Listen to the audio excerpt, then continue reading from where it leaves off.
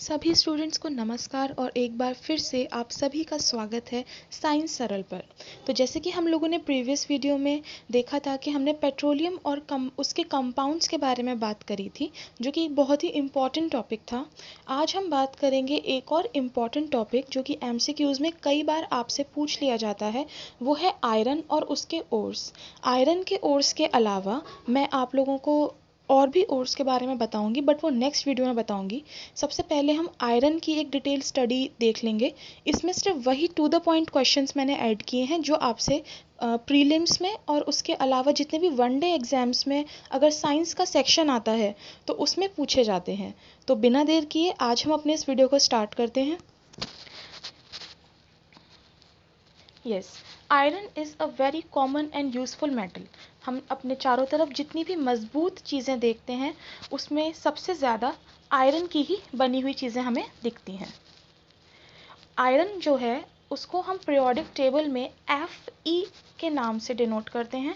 आप Fe देख सकते हैं, ये इसका सिंबल है।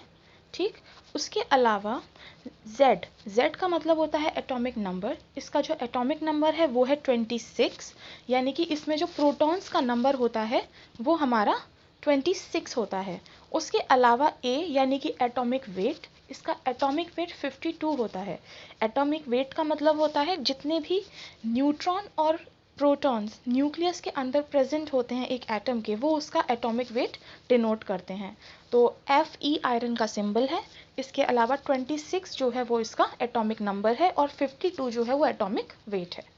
नेक्स्ट स्लाइड की तरफ मूव करते हैं, सबसे इम्पॉर्टेंट स्लाइड जिसमें हमने यहाँ पर बता रखा है कि आयरन के ओर्स कौन कौन से हैं। तो सबसे पहला जो ओर आपको यहाँ पे दिख रहा है वो है हेमेटाइट। ठीक है, हेमेटाइट का जो फॉर्मूला होता है वो होता है Fe2O3। यहाँ पर मेरे पास जो कीबोर्ड था उसमें लोअर केस अवेलेबल नहीं था, इसीलिए यहाँ पर जो आपको Fe के बाद जो 2 दिख रहा है, ये जो 2 दिख रहा है ये इसके बराबर है, जबकि इसके नीचे आना चाहिए। तो आप थोड़ा सा ये टाइपिंग का थोड़ा सा आप एडजस्ट कीजिएगा। ठीक है, ये Fe2O3 इसका फॉर्मूला है। और इसमें ये जो 70% मैंने यहाँ पर डिनोट किया है, इस 70% का मतलब है द परसेंटेज ऑफ आयरन। इसमें आयरन की परसेंटेज 70% होती है। अच्छा, आयरन के बारे में बात कर रहे हैं और आयरन की ही परसेंटेज 70 है, इसका मतलब क्या है? देखिए, यहाँ पर हम किसी प्योर आयरन या प्योर मेटल की बात नहीं कर रहे हैं, हम यहाँ पर ओर्स की बात कर रहे हैं। और अगर हम ओर्स की बात करते हैं तो आपको समझ में आ जाना चाहिए पहले ही कि ओर्स जो हैं उनको हिंदी में अयस्क कहते हैं, पहली बात। और दूसरी चीज़ ये कि ओर्स जो हैं वो कोई भी वो मेटल है जो कि हम धरती से जब खोद कर निकालते हैं तो वो जिस अवस्था में होता है, जिस स्टेट में होता है, यानी कि जिस इम्प्योर स्टेट में मिलता है, उसी को हम ओर कहते हैं। ओर के थ्रू मेटलर्जी की प्रोसेस करते हुए हम उसमें से जो प्योर धातु होती है, प्योर मेटल होता है, उसको एक्सट्रैक्ट करते हैं। तो इसीलिए यहाँ पर बताया जा रहा है कि 70% इसमें आयरन प्रेजेंट है। उसके बाद जो दूसरा आता है वो है मैग्नेटाइट। मैग्नेटाइट जो है इसका फॉर्मूला है Fe3O4। इसमें 72% आयरन प्रेजेंट होता है, जो कि मैक्सिमम कंटेंट है। यहीं से आपका क्वेश्चन बन जाता है एग्जाम में कि आयरन के कौन से ओर में सबसे ज़्यादा आयरन का कंटेंट होता है। तो हम इसको आयरन का एक बहुत ही मेजर ओर कह सकते हैं। उसके बाद है लिमोनाइट, ये ज़्यादा इंपॉर्टेंट नहीं है इसलिए मैंने इसका फॉर्मूला यहाँ लिखा नहीं है। उसके बाद है सेडेराइट। ये दोनों ही जो ओर्स हैं ज़्यादा इंपॉर्टेंट नहीं है। मेन जो आपका पूछा जाता है वो है हेमेटाइट और मैग्नेटाइट। इन चारों ओर्स को याद करने के लिए मैंने एक छोटी सी ट्रिक बनाने की कोशिश करी है।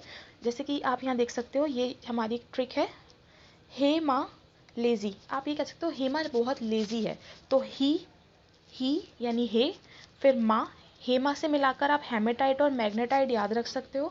उसके अलावा लीजी, लेजी जो ट्रिक है उसमें आप ली सी बोलो, लीजी, हीमा लीजी। तो Li से आप लिमोनाइट याद रख सकते हैं और Si से सिडराइट याद रख सकते हैं। तो आई होप ये छोटी सी ट्रिक आपको हेल्प करेगी इन्हें याद करने में। उसके बाद है टाइप्स ऑफ आयरन। देखिए, अभी हमने जितना भी पढ़ा था वो आयरन के ओर्स पढ़े थे, पर आयरन के टाइप से भी आप लोगों से क्वेश्चन पूछ लिया जाता है, इसलिए मैंने यहाँ पर टाइप मेंशन किए हैं। पहला जो आयरन का टाइप है वो है पिग आयरन या रॉ आयरन। इसको हम ढलवा लोहा भी कहते हैं। ढलवा लोहा का मतलब होता है वो लोहा जो कि एक तो लोहे का कच्चा फॉर्म है, ऊपर से इम्प्योर होता है, ज़्यादा प्योर नहीं होता। इसमें कार्बन का जो परसेंटेज है वो 5% होता है। उसके बाद है कास्ट आयरन। कास्ट आयरन बहुत ही इंपॉर्टेंट है, ये ध्यान रखिएगा। जितनी भी मूर्तियाँ बनाने में या जितने भी मशीनरी बनाने में जो आयरन का यूज़ होता है वो कास्ट आयरन का ही होता है, क्योंकि हम इसको ईजीली ढाल सकते हैं और इसमें जो इम्प्योरिटीज़ का लेवल होता है वो भी बहुत कम होता है। ठीक, जैसे कि इसमें दे रखा है कि कार्बन जो है वो सिर्फ 3% है, तो प्योरेस्ट फॉर्म ऑफ आयरन हम कास्ट आयरन को कह सकते हैं। उसके बाद है रफ आयरन, ये भी प्योरेस्ट फॉर्म ऑफ आयरन है। अच्छा, प्योरेस्ट फॉर्म ऑफ आयरन ये है, आई एम सॉरी मैंने कास्ट आयरन को बोला, बट इकोनॉमिकली पर्पज से कास्ट आयरन ही आपका सबसे इंपॉर्टेंट आयरन होता है। उसके बाद है रफ आयरन जो कि प्योरेस्ट फॉर्म ऑफ आयरन है, जिसमें कार्बन का जो परसेंटेज है वो 0.25% होता है। ठीक है, तो प्योरेस्ट जब आए तब आप रॉट आयरन पे टिक करेंगे। और उसके अलावा बाकी अगर आपसे ये पूछा जाए कि मोस्ट इंडस्ट्रियल पर्पस से यूज़ होने वाला आयरन कौन सा है, तो वो आपका कास्ट आयरन ही होगा। आई होप ये क्लियर हुआ होगा। आगे बढ़ते हैं। देखिए, आयरन के बारे में बात हो और रस्टिंग के बारे में बात ना हो, ऐसा नहीं हो सकता। तो रस्टिंग के ऊपर मैंने ये एक छोटा सा स्लाइड बनाया है और इससे आपके रस्टिंग का पूरा जो कंसेप्ट है उसका अच्छे से रिवीजन हो जाएगा और सारे पॉइंट्स कवर हो जाएंगे, आई एम श्योर। तो रस्टिंग ऑफ आयरन को हम ऑक्सीडेशन ऑफ आयरन भी कहते हैं। ठीक है, ये एक केमिकल प्रोसेस है। इसके लिए हमें दो कंडीशंस चाहिए होती हैं। पहला चाहिए होता है मॉइस्चर और दूसरा चाहिए होता है ऑक्सीजन। ऑक्सीजन का मतलब आप यहाँ इक्विवेलेंट टू एयर भी ले सकते हो। तो एयर का होना बहुत ज़रूरी है और मॉइस्चर का होना बहुत ज़रूरी है आयरन के चारों तरफ। उसके बाद जो रस्टिंग का फॉर्मूला होता है वो होता है Fe2O3, फेरस ऑक्साइड भी कहते हैं इसको, और वाटर के मॉलिक्यूल, क्योंकि यहाँ मॉइस्चर चाहिए था इसलिए यहाँ पर वाटर मॉलिक्यूल्स लगा दिए गए हैं एक्स, कितने भी हो सकते हैं, it depends on the moisture. उसके बाद after rusting the weight of iron is increases. Most important question है ये, मोस्ट इंपॉर्टेंट क्वेश्चन है ये, कि ये सबसे ज़्यादा पूछा जाता है कि अगर लोहे में जंग लग जाती है तो उसका वेट बढ़ता है या घटता है। तो ये पॉइंट मैंने शामिल किया है इसके अंदर। अगर आप प्रीवियस ईयर क्वेश्चन पेपर उठाकर देखेंगे तो आपको पक्का ये क्वेश्चन उसमें मिल जाएगा। तो जितने भी लोग कॉम्पिटिटिव एग्जाम्स की तैयारी कर रहे हैं उनको पता होगा कि ये क्वेश्चन कितनी बार पूछा गया है। तो यहाँ पर ये आपका पॉइंट क्लियर हो गया। याद रखिएगा, हमेशा वेट बढ़ता है। बढ़ता इसी वजह से है क्योंकि एक तो ये फेरस ऑक्साइड की लेयर पूरे आयरन को कवर कर लेती है, और अगर लोहे की रॉड या लोहे का जो भी मशीनरी रखा हुआ है बाहर, अगर वो गीला होगा तो उस पर डस्ट पार्टिकल्स भी चिपकेंगे जो उसके वेट में स्लाइटली बढ़ोतरी कर देते हैं। ऐसा नहीं कि बहुत ज़्यादा वेट बढ़ जाएगा, अगर कुछ 1 किलो का है तो वो 2 किलो का हो जाएगा, ऐसा नहीं है, बहुत ही स्लाइटली उसका वेट बढ़ जाता है। उसके अलावा एक इम्पॉर्टेंट पॉइंट यहाँ पर है, रस्टिंग जो रिएक्शन है ये एक रिडॉक्स रिएक्शन है। कैसी रिएक्शन है? रिडॉक्स। रिडॉक्स का मतलब होता है वो रिएक्शन जिसके अंदर ऑक्सीडेशन भी होता है और जिसके अंदर रिडक्शन भी होता है। यहाँ पर मेटल्स का ऑक्सीडेशन होता है और वाटर का रिडक्शन होता है। ये चीज़ आप ध्यान रखिएगा। क्या होता है यहाँ पर सबसे इंपॉर्टेंट चीज़, जो मेटल है वो ऑक्सीडाइज होगा और वाटर रिड्यूस होगा। ये पॉइंट आप ध्यान रखिएगा। आगे बढ़ते हैं। प्रिवेंशंस, रस्टिंग से बचा कैसे जा सकता है, कैसे हम अपनी मशीनरी को मॉइस्चर से और ऑक्सीडेशन से बचा सकते हैं। तो उसके 2-3 तरीके हैं जो कि इंडस्ट्रियल पर्पसेस से यूज़ किए जाते हैं।